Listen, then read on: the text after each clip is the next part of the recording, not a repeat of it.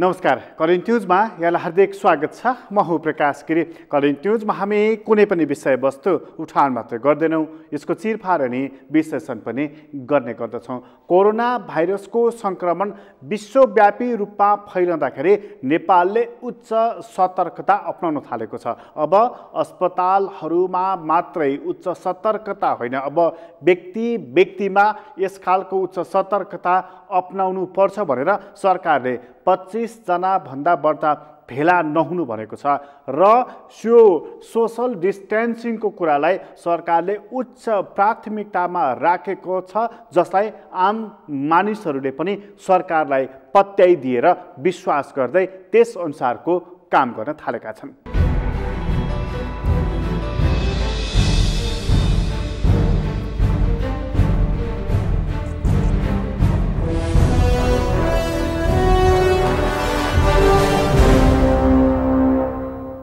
अनावश्यक भिडभाड नगर्नु, आवश्यक पर्दैन भने घरबाट बाहिर ननिस्कनु सरकारको यो आग्रह हो।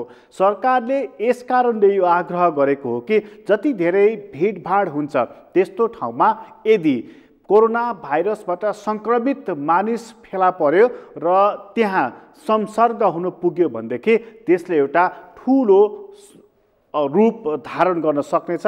त्यसले कोरोना भाइरस सङ्क्रमितहरूको सङ्ख्या बढाइदिन पनि सक्दछ।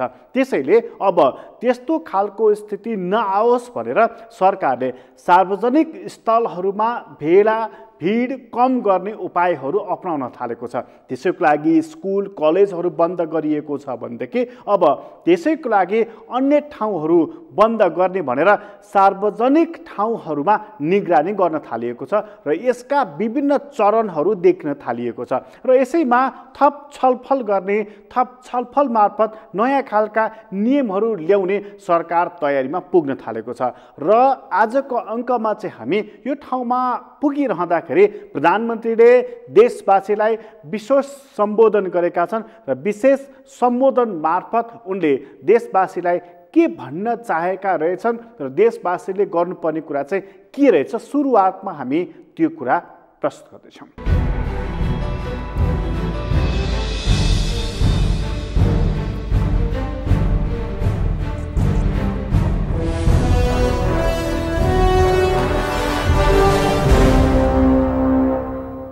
विश्वका अधिकांश मुलुकहरू यस महामारीको सङ्क्रमणबाट आक्रान्त भएका छन्।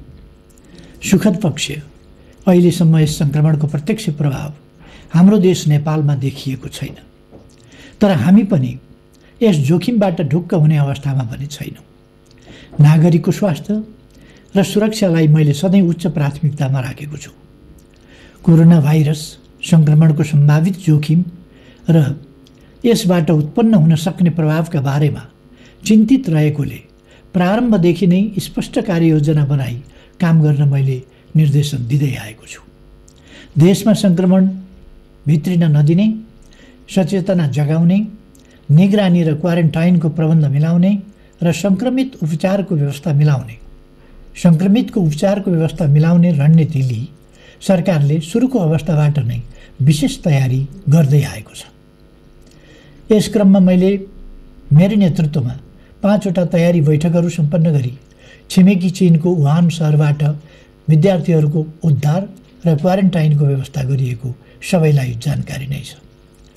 दोस्रो पटक मृगौला प्रत्यारोपणको लागि अस्पताल जानु अघि मैले मेरो अनुपस्थितिमा कार्य गर्न उपप्रधानमन्त्री तथा रक्षा मन्त्री ईश्वर पोखरेलको नेतृत्वमा उच्च स्तरीय निर्देशक समिति बनाई समस्या समाधानको नीतिगत नेतृत्व गर्ने व्यवस्था मिलाएको थिएँ। साथै मुख्य सचिवको नेतृत्वमा रहेको कार्यान्वयन समिति मार्फत गरिएका निर्णयहरू कार्यान्वयन गर्ने व्यवस्था पनि मिलाएको थिएँ। यिनै संयन्त्र मार्फत सरकारले प्रदेश सरकार र स्थानीय तहसँग समेत समन्वय गरी आफ्ना प्रयासहरू एकीकृत ढङ्गबाट अगाडि बढाउँदै आएको छ। दिदीबहिनी तथा दाजुभाइहरू, महामारीसँग जुझ्न सजिलो छैन। हामीले केही समयका लागि आफ्ना व्यवहार र दैनिकीमा परिवर्तन गर्न जरुरी भएको छ। यसले जनजीवनमा केही असहजता ल्याउन सक्छ, हाम्रा आनीबानी र दैनिक व्यवहारलाई असर पार्न सक्छ। तर सम्भावित सङ्क्रमणलाई परास्त गर्न हामीसँग यसबाहेक अर्को विकल्प पनि छैन। तसर्थ तपाईँहरूले भरोसा गर्नुभएको प्रधानमन्त्रीको हैसियतले म यहाँहरूलाई आग्रह गर्दछु, सरसफाइमा उचित ध्यान दिनुहोस्। साबुन पानीले पटक पटक हात धुने र सेनिटाइजर प्रयोग गर्ने गर्नुहोस्। भिडभाडबाट टाढै रहनुहोस्। सकेसम्म घरमै बस्नुहोस्। अत्यावश्यक वस्तुको अधिक सञ्चय नगर्नुहोस्। हल्ला र अफवाहहरूबाट भ्रमित र प्रभावित नहुनुहोस्। चिकित्सक, विज्ञ र प्राविधिकहरूको सल्लाहलाई पालना गर्नुहोस्। धैर्यवान हुनुहोस् र संयमता अपनाउनुहोस् र सावधान हुनुहोस्, तर आतंकित नहुनुहोस्।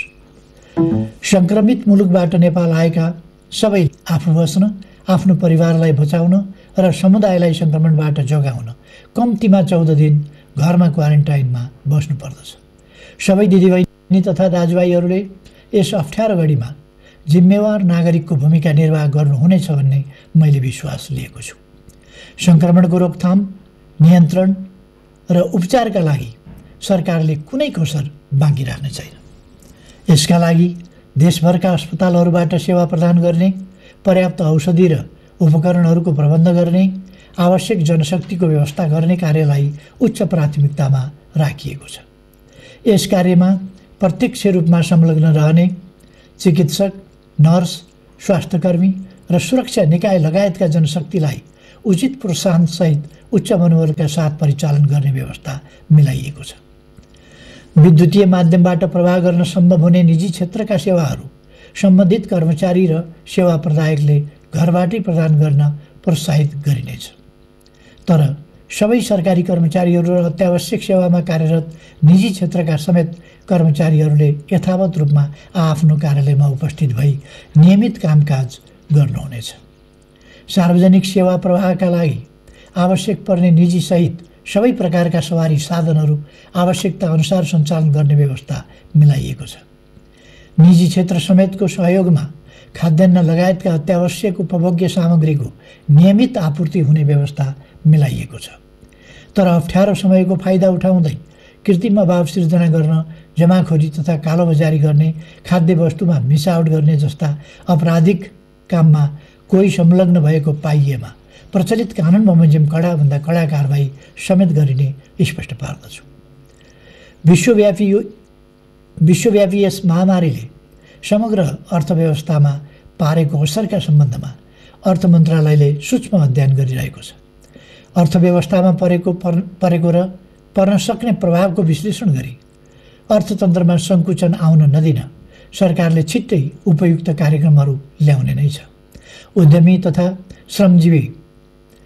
श्रमको संसारका सबै सहयात्रीहरूमा यस महामारीले सिर्जना गर्न सक्ने प्रतिकूलताप्रति सरकार संवेदनशील छ र त्यसलाई सम्बोधन गर्ने नै छ।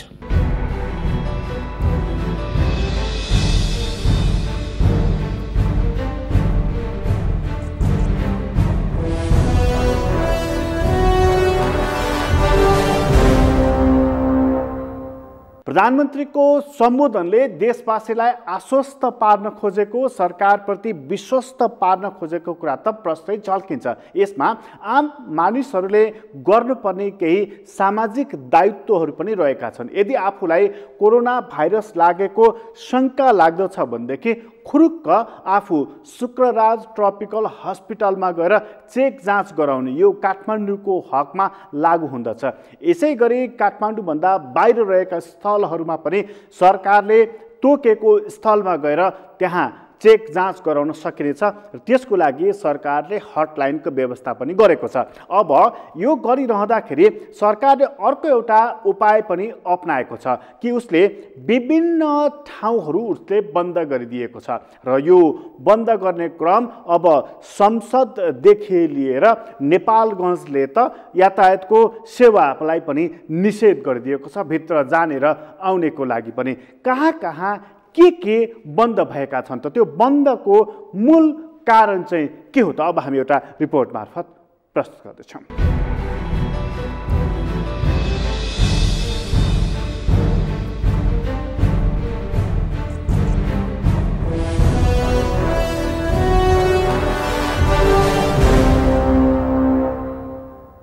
कोरोना सङ्कट चुलिएसँगै चुनौतीहरू थपिएका छन्। नेपालमा कोरोना भाइरसको प्रत्यक्ष सङ्क्रमित व्यक्ति फेला परेको छैन, तर कोरोनाले विश्वभर फैलाएको पन्जाले नेपाल पनि अछुतो रहन सक्दैन भनेर यसबारेमा सतर्कता अपनाउन थालिएको छ। सोसल डिस्ट्यान्सिङ नै यस्तो उपाय हो जसको माध्यमबाट जोगिन सकिन्छ भनेर अहिले अत्यावश्यक नपरी भेट नगर्ने, भिडभाडमा नजाने क्रम बढ्न थालेको छ। कोरोना भाइरसबाट बच्न स्वास्थ्य सम्बन्धी उपाय अपनाउनका साथै भिडभाडमा नजाने अर्को अचुक उपाय हो। तर जबसम्म सार्वजनिक निकायहरू खुला रहन्छन् तबसम्म सोसल डिस्ट्यान्सिङ सम्भव छैन भनेर अहिले भटाभट सार्वजनिक निकाय बन्द हुन थालेका छन्। भर्खरै सरकारले विद्यालय बन्द गरेको छ भने त्यसपछि कलेज पनि बन्द गरेको छ। त्यसपछि त्रिभुवन विश्वविद्यालयले सञ्चालन गर्दै आएको परीक्षा पनि स्थगित गरिएको छ। कतिसम्म भने लोकसेवा आयोगले लिने परीक्षा समेत रोकिएको छ। यही त्रास बढ्दै गएपछि दुवै सदन स्थगित गरिएको छ भने 2 साताका लागि सबै तहका अदालत समेत बन्द गरिएका छन्। बन्द पनि कतिसम्म भएको छ भने ट्राफिक प्रहरीले नियमित रूपमा जाँच गर्दै आएको मादक पदार्थ चेक जाँचलाई समेत अहिले रोकिएको छ।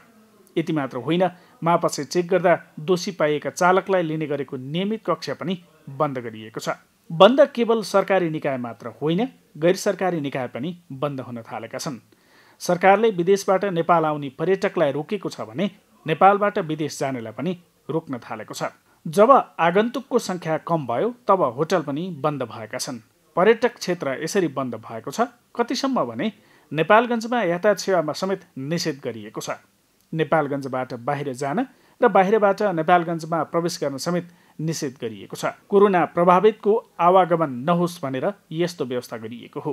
अब यतिले नपुगेर सरकारले 15 बुँदे नयाँ निर्देशिका जारी गरेको छ।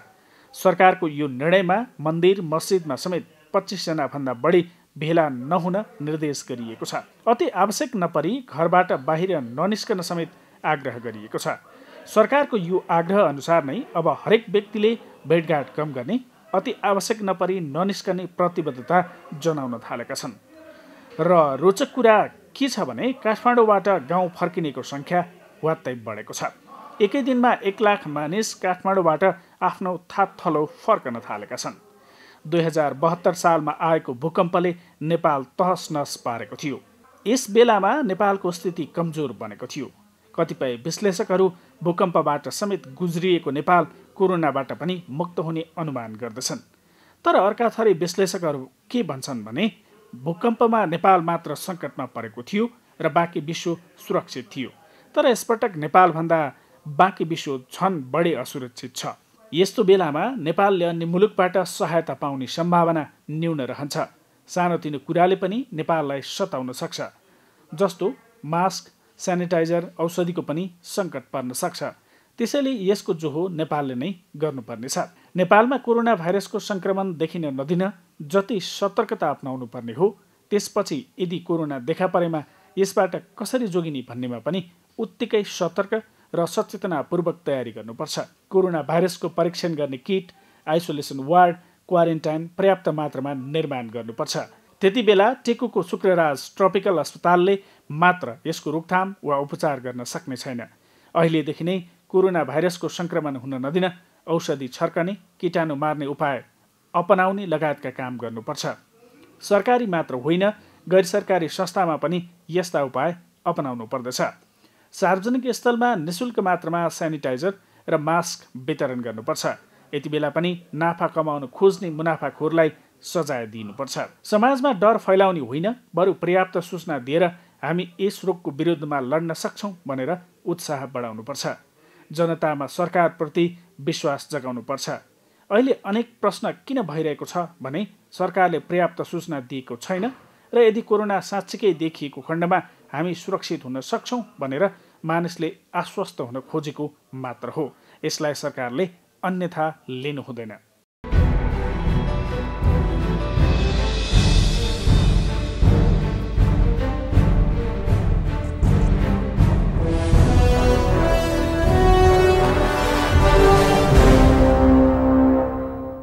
यसरी सरकारले तयारी गरिरहेको छ।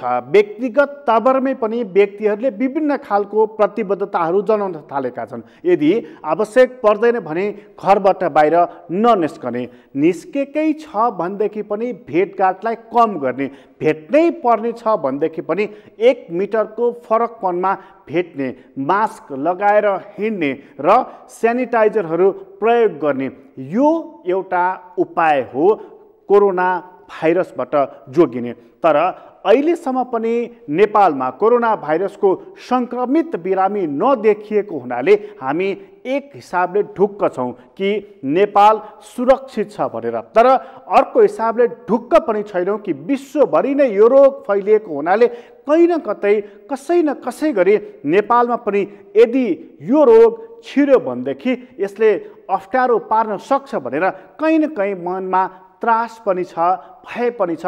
त्योभन्दा बढ्ता चाहिँ सजगता अपनाउनु पर्नेछ। सजगता कसले अपनाउने? सरकारले आग्रह गर्ने हो, अनुरोध गर्ने हो, नियम कानुन बनाएर पालना गर्ने हो। व्यक्ति स्वयंले पनि यसमा एउटा सजगता अपनाउनु पर्नेछ। सजगता अपनाइरहँदाखेरि साबुन पानीले हात धुने कुरा त छँदै नै छ, सरसफाइमा ध्यान दिने कुरा पनि छँदै नै छ। हाच्छेउ कसरी गर्ने भन्ने कुराको सन्दर्भमा पनि हामीले सिक्नुपर्ने भएको छ। अहिले पनि आम नेपालीहरू मास्क लगाउनको लागि हिचकिचाइरहेका छन्। हामीलाई फरक पर्दैन भनेर त्यस्तो हुँदैन। जनस्वास्थ्यको दृष्टिकोणले पनि उपयुक्त खालको सरकारले सुझाव दिएको अनुसारको मास्क लगाउनु या चिकित्सकहरूको सल्लाह अनुसारको मास्क लगाउनु उपयुक्त हुन्छ। यसमा हिचकिचाउनु पर्ने कारण नै रहेको छैन। यति गर्नको लागि रोकेको चाहिँ छ केले? अनि यस सँगसँगै अरू उपायहरू चाहिँ के अपनाउनु पर्नेछ त्यो कुरा लिएर हामी एकछिनपछि आउनेछौँ। अहिले छोटो विश्राम लिँदैछौँ।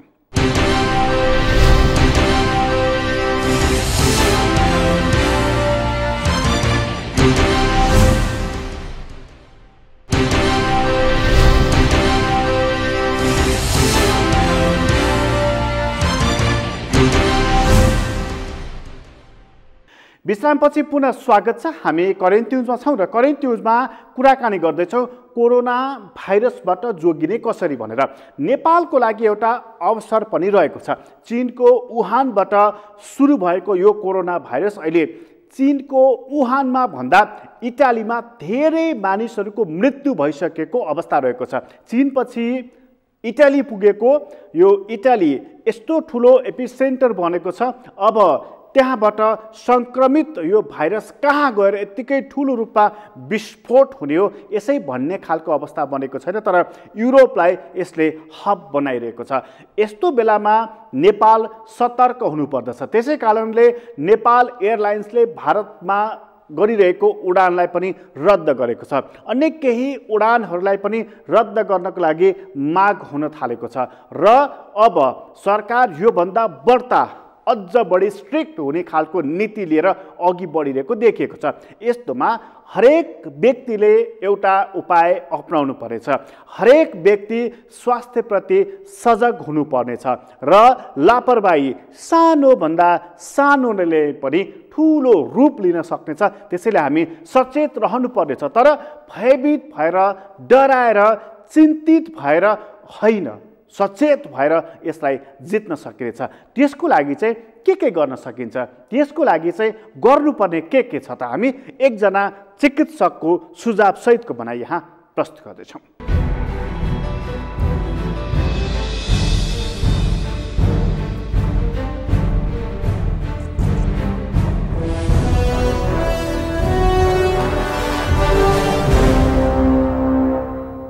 जोखिम न्यूनीकरणको लागि चाहिँ नेपाल सरकारले कामहरू गरिरहेको छ। त्यो सुरुदेखि नै छ। हेड डेस्कहरू छ, स्थलमा मार्गको नाकामा स्वास्थ्य परीक्षणका कुराहरू छन् र ती व्यक्तिहरू त्यहाँबाट फुत्किएर गइहाले भने पनि उनीहरूलाई होम क्वारेन्टाइन, जुन रोग फैलिएको देशबाट फर्किएका व्यक्तिहरूलाई होम क्वारेन्टाइनको लागि चाहिँ लिफलेट बनाएर हामीले बाँडिरहेका छौँ र कुनै शङ्कास्पद लक्षण देख्यो भने तुरन्त आउनका लागि भनेका छौँ। र यो सङ्क्रमण विशेष गरेर सर्ने भनेको चाहिँ शङ्कास्पद लक्षण देखिसकेपछि हाक्छौँ गर्दा खोक्दाखेरि निस्केका र्यालका छिटाहरू एकदम क्लोज कन्ट्याक्टमा भएका व्यक्तिहरू अथवा सतहमा परेका थुक्का छिटाहरू र्यालका छिटाहरू जुन चाहिँ हाक्छु गर्दा निस्केका र्यालका छिटाहरू त्यसको चाहिँ हातले छोएर आँखा नाक मुख मिच्दाखेरि सङ्क्रमणको जोखिम हुने हो र जुन इन्क्युबेसन पिरियडको कारणले गर्दाखेरि यो सङ्क्रमण समुदायमा नदाओस् भनेर नै होम क्वारेन्टाइनका जति पनि कुरा अपनाउनु पर्ने कुराहरू चाहिँ हामीले सजगताका साथ त्यस्ता फर्किएका व्यक्तिलाई लक्षण नभएका व्यक्तिहरूलाई गर्नको लागि हामीले पटक पटक निर्देशन पनि दिएका छौँ र त्यस्ता व्यक्तिहरूलाई आउने सम्पर्कमा आउने व्यक्तिलाई लिफलेटहरू दिएर पनि पठाएका छौँ। यसका मुख्य लक्षणहरूमा चाहिँ ज्वरो आउने, सुक्खा खोकी लाग्ने, श्वास प्रश्वासमा समस्या हुने, अलिकति थकान महसुस हुने अथवा मांसपेशीहरू दुख्ने लगायतका अन्य लक्षणहरू छन्। जस्तै तपाईँको टाउको अलिअलि दुख्न सक्छ, उल्टी आउने अथवा पखाला हुने पनि हुनसक्छ, उल्टी आउला जस्तो पनि हुनसक्छ। अनि त्यसपछि आएर तपाईँको चाहिँ खगारमा रगतहरू देख्ने, त्यो पछि ती सामान्य त्यति धेरै कमन लक्षण, तर मुख्य लक्षणहरूमा खोकी लाग्ने, सुक्खा, ज्वरो आउने, श्वास प्रश्वासमा समस्या हुने, यी लक्षणहरू चाहिँ मुख्य लक्षण हुन्। र यस्ता विदेशबाट फर्किएका रोगग्रस्त क्षेत्रबाट फर्किएका व्यक्तिहरूमा यस्ता लक्षण देखिन्छन् भने उनीहरूले तुरन्त चिकित्सकलाई भेटेर आफ्नो इतिहास बताउनु जरुरी छ। सबैभन्दा ठुलो सावधानी भनेको पहिला त एउटा जोखिम कोरोनाको मौसमी रुगाखोकीको प्रकोपमा छौँ हामी। ज्वरो कोरोना भाइरस सङ्क्रमण एक व्यक्तिबाट अर्को व्यक्तिमा भएको पुष्टि भएको छैन, हामीले भेटेका छैन। त्यसका निगरानीका धेरै उपायहरू सरकारले सर्भिलेन्सको पाटोबाट गरिरहेको छ। अब यो अहिले मौसमी रुगाखोकी छ, हामीले यो कोरोनाको जोखिम न्यूनीकरण र तपाईँको मौसमी रुगाखोकीबाट जोगिन गर्नुपर्ने उपायमा चाहिँ सबैभन्दा मुख्य उपाय भनेको पटक पटक साबुन पानीले मिची हात धुने 20 सेकेन्डभन्दा बढी। कुनै पनि सतह छोएर आइसकेपछि, कुनै पनि काममा गएर आइसकेपछि, बस टेम्पो चढिसकेपछि पटक पटक मिची साबुन पानीले हात धुने र हात धुन नपाउने स्थानहरूमा चाहिँ सेनिटाइजरले हात धुने। रुगाखोकी लागेका व्यक्तिहरूले चाहिँ जिम्मेवारी निभाउन जरुरी छ। त्यस्ता व्यक्तिहरूले चाहिँ हाक्छौँ गर्दा खोक्दा मुख ढाक्ने र त्यस्ता व्यक्तिहरूले मास्कको प्रयोग गर्ने र रुगाखोकी लागेका व्यक्तिहरूले कुनै पनि सङ्क्रमणलाई नेग्लिजेन्स नगरिकन चिकित्सकलाई लगेर आफ्ना कुराहरू भन्ने र चिकित्सकको परामर्शअनुसार चाहिँ उपचार लिने। सकेसम्म भिडभाडमा नजाने, सकेसम्म खोकिरहेको रुगा लागिरहेको व्यक्तिको नजिक नजाने र स्वास्थ्यकर्मीहरूले अहिलेको मौसमी रुगाखोकीको प्रकोप र कोरोनाको जोखिम न्यूनीकरणको लागि चाहिँ अस्पतालका ओपिडीहरूमा बस्दाखेरि अथवा इन्डोरमा हुन्छ नि बिरामीको उपचार गर्दाखेरि अपनाउनु पर्ने जुन सुरक्षा कवचहरू छन्, मास्क, त्यसको प्रयोग चाहिँ गर्न जरुरी छ। र अन्य व्यक्तिहरू जो चाहिँ समुदायमा नि जाँदैनन् त्यस्ता व्यक्तिहरू कुनै पनि लक्षण नभएका व्यक्तिहरू बस्छन् सँगसँगै भने त्यस्तो अवस्थामा मास्क लगाउनु जरुरी छैन। मास्क लगाउने भनेको रुगाखोकी लागेका व्यक्तिहरू, स्वास्थ्यकर्मीहरू र रुगाखोकी लागेको व्यक्तिले जिम्मेवारी निभाउने। अन्य व्यक्तिहरूले चाहिँ पटक पटक बेला बेलामा मिची साबुन पानीले 20 सेकेन्डभन्दा धेरै चाहिँ साबुन पानीले हातका सम्पूर्ण भागहरू चाहिँ सरसफाइ गरिराख्ने, पटक पटक हात धुने बानी चाहिँ बसाल्ने।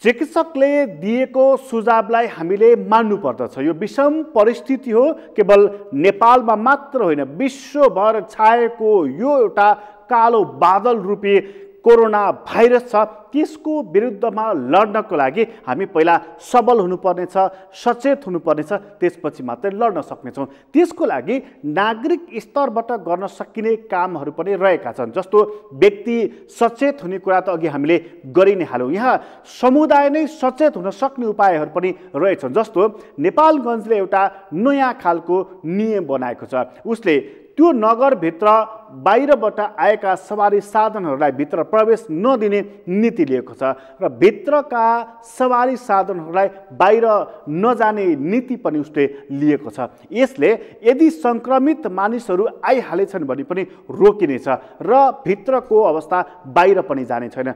यसले कोरोना भाइरस विरुद्ध लड्नको लागि एउटा मद्दत पुग्न सक्दछ भन्ने ठानेरै सवारी साधनलाई यसरी निषेध गरिएको नेपालगञ्जको भनाइरहेको छ।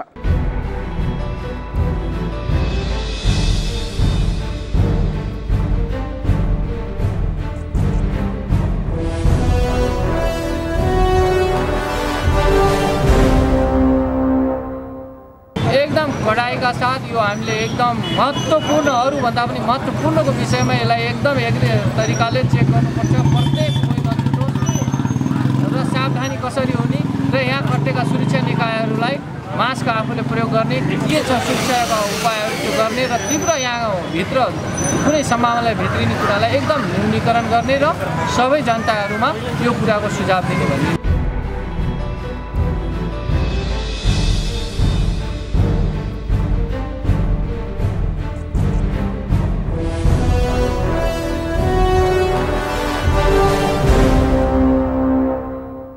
कोरोना भाइरसबाट जोगिनको लागि हरेक व्यक्तिले उपायहरू अपनाउनु पर्नेछ। यो कोरोना भाइरस हिँडेर आएको छैन, यो कोरोना भाइरस उडेर आएको छ। चीनको वुहानबाट विमानको यात्रा गर्दै यो युरोप पुग्यो, अमेरिका पुग्यो, अफ्रिका पुग्यो, अहिले दक्षिण एसियासम्म आइसकेको छ। त्यसैले यो अवस्थाबाट अब छिटो मुक्ति पाउनको लागि, यसलाई धेरै सङ्क्रमित हुन नदिनको लागि हामीले पर्याप्त सजगता अपनाउनु पर्नेछ। सरकारले यहाँनिर आइसोलेसन वार्डहरू बनाएको कुरा, औषधिहरू पर्याप्त मात्रामा छ भनेको कुरालाई हामीले विश्वास गर्नुपर्ने भएको छ र त्यसमा हरेक व्यक्ति सजग हुँदाखेरि यसबाट रोकिन सकिँदो रहेछ। र यसको एउटै उपाय देखिएको छ, एउटा व्यक्ति र अर्को व्यक्ति बीचको संसर्गलाई रोक्ने। त्यसैले आफू अति आवश्यक परेको छैन भने यत्तिकै भिडभाडमा खुल्ला रूपमा नहिँड्ने यसको अर्को पनि उपाय देखिन थालेको छ। कोरोना भाइरसबाट जोगिनको लागि यति उपाय हामी सबै नागरिकले अपनायौँ भनेदेखि यो अहिले जसरी सुरक्षित भएर नेपाल ग्रिन जोनमा परेको छ, ग्रिन जोनमै परिरहन सक्नेछ। तर त्यसको लागि हरेक नागरिकको उत्तिकै महत्त्वपूर्ण भूमिका हुन पर्नेछ। करेन्ट न्युज अहिलेलाई यति नै। करेन्ट न्युजबाट म प्रकाश गिरीलाई बिदा दिनुहोस्। सगरमाथा टेलिभिजन हेर्दै गर्नुहोला। नमस्कार।